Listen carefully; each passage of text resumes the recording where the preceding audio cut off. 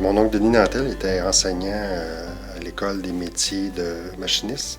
Puis je cherchais une job plus à temps saisonnier, soit un champ de fraises, soit cabane à sucre. Il commençait à en parler un petit peu. Puis il avait lu beaucoup aussi sur le système de récolte d'eau d'érable qui n'existait pas encore. C'était une des premières érablières à avoir le système de vacuum, tellement que c'est lui qui a fait venir, qui l'a modifié avec une treilleuse allée dans les années 1974. Il a agrandi la partie, qui a acheté l'ancienne partie au Loca qui appartenait au Bélanger dans les années 63. Lui a commencé à servir les premiers repas en 1974. Par la suite, il voulait vendre dans les années 82. Mon père qui était dans la construction, qu'on restait à Laval, qui est dans le fond sa belle-sœur, qui est les deux sœurs, Aline Daou et Jocelyne Daou. Mon père qui était Laurent Morin, c'est pour ça que moi, mon nom c'est Morin.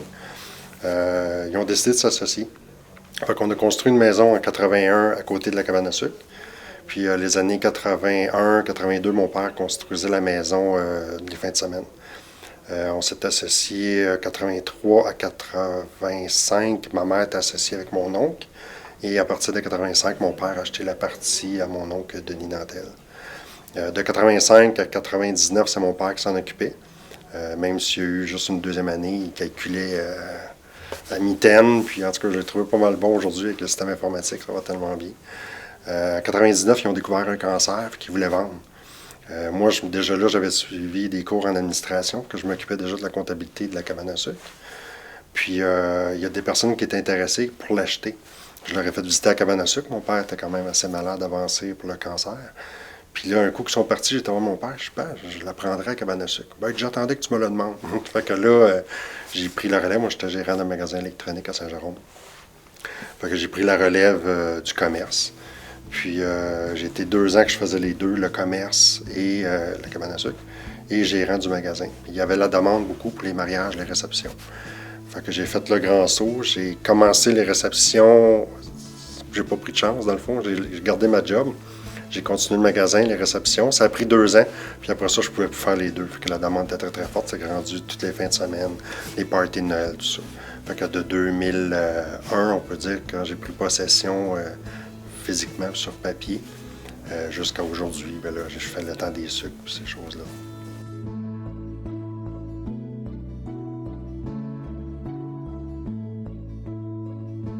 C'était mon oncle qui a vu ça sûrement dans le journal à l'époque, où il a entendu parler qu'une petite cabane à sucre qui était à vendre, mais c'était familial, c'était vraiment quand même assez petit.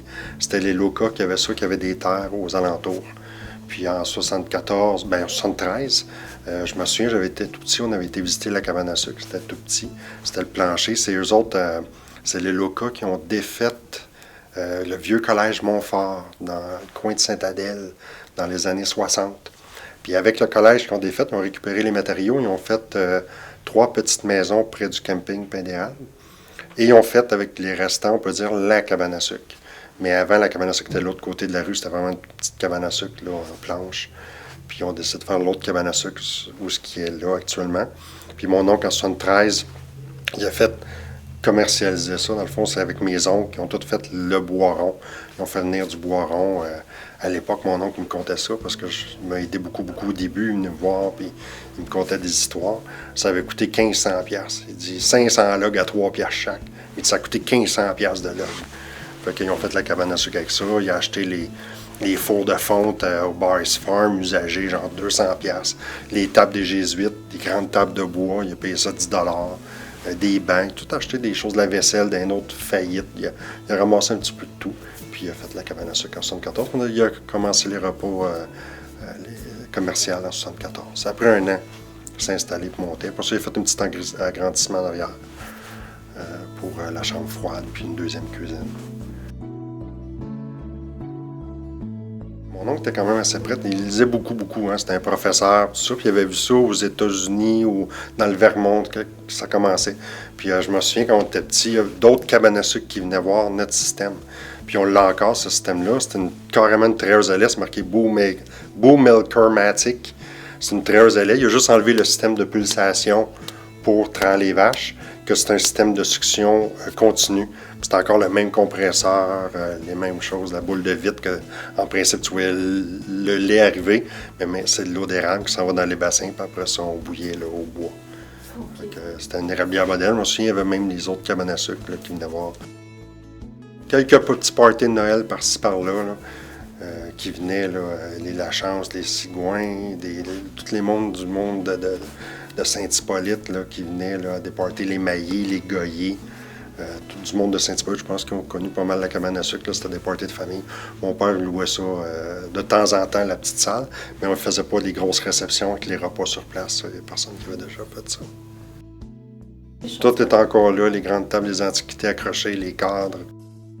Tout est encore là, accroché sur les murs. Là, les anciens moules à sucre, l'ancienne bouilloire au bois, quasiment toutes les mêmes choses là, qui étaient là à l'époque. Même la même vaisselle qui est encore là. Fait que, ça n'a pas changé vraiment là, depuis 1974, à part la section bar et l'ordinateur que le gouvernement nous a obligés pour faire la facturation. Le reste, tout est resté pareil.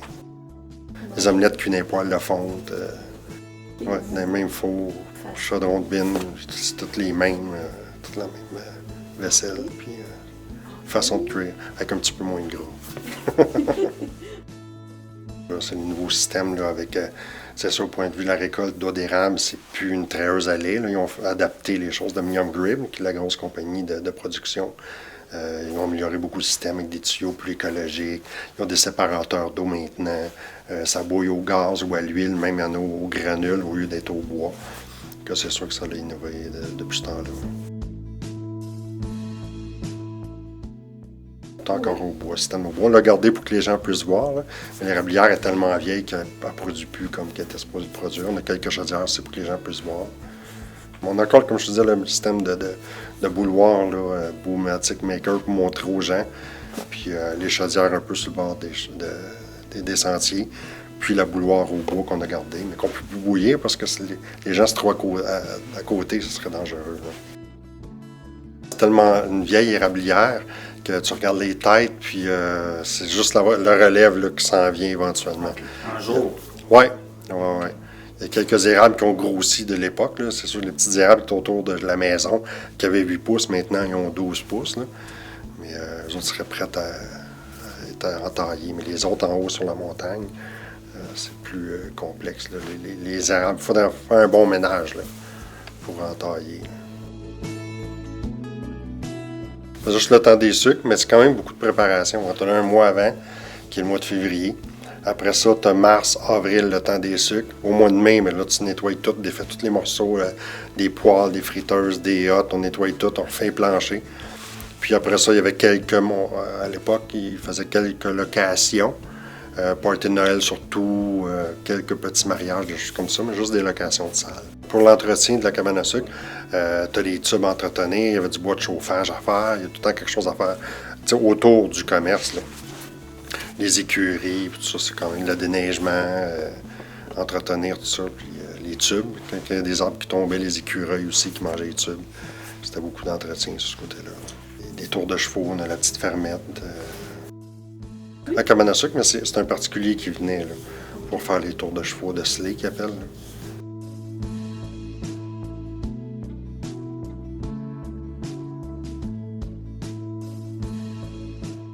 En 1974, mon oncle, comme je vous disais, il a installé le système. Là. Puis oui, les tubes, il y en a quelques-uns qui vont les enlever, qui vont les réinstaller. Mais le terrain à Saint-Hippolyte, comme vous le savez, est accidenté beaucoup. Là. Comme mon oncle qui installait ça, puis il aimait mieux les réparer que tout enlever. Là. Parce que ça montait Cap de Roche, ça redescendait de l'autre côté. C'était un petit peu plus... c'est pas comme les tracteurs, qu'il y avait des beaux chemins, puis ils peuvent installer les lignes. C'était tout à pied pas mal. Tu n'avais pas d'accès à 4 roues, des choses comme ça. Faut que tu ailles au moins, nous autres, j'ai une bonne partie qui est l'érablière. On a à peu près de 500 à 600 érables.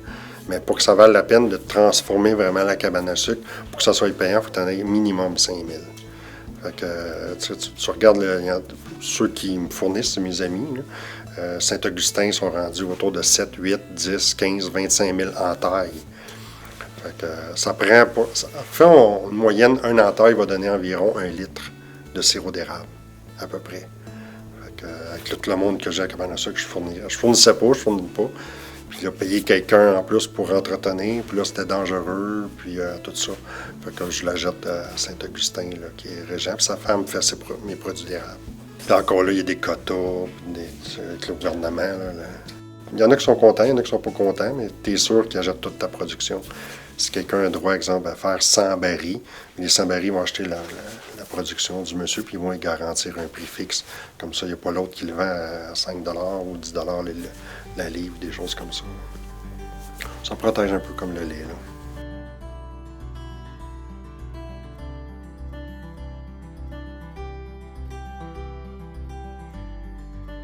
Il y en avait une à Prévost. Par cœur, ça s'appelait le Toit Rouge, sur le chemin du lac Éco. Elle a fermé, je dirais peut-être dans les années 80, au début des années 80. Il y a eu l'autre cabane à sucre qui est la cabane à Prévost, un petit peu plus loin. Lui, il fait que maintenant seulement que des réceptions. Lui, c'est depuis, je dirais peut-être 2005. 2006 qui fait plus de cabane à sucre, qui fait juste des réceptions. J'ai un blanc, là, le nom de la cabane à sucre. Là.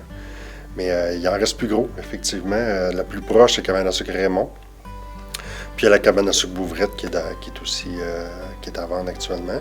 Puis après ça, tu as d'autres petites cabanes à sucre dans le coin de Saint-Lin, mais sont encore sont à vendre aussi. Il y en a plusieurs qui ont fermé, réouvert des petites cabanes à sucre.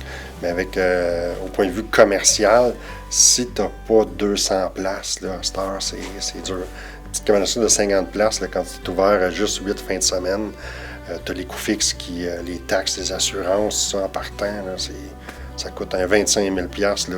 Si tu ne trouves pas, ça te coûte 25 000 $. Fait que, avec le gouvernement, toutes les choses, là, le meuble, les ordinateurs, les taxes, puis tout ça ensemble. Là. Si tu n'as pas 200 personnes, là, je pense que tu as de la misère. Nous autres, on est à la limite, 200.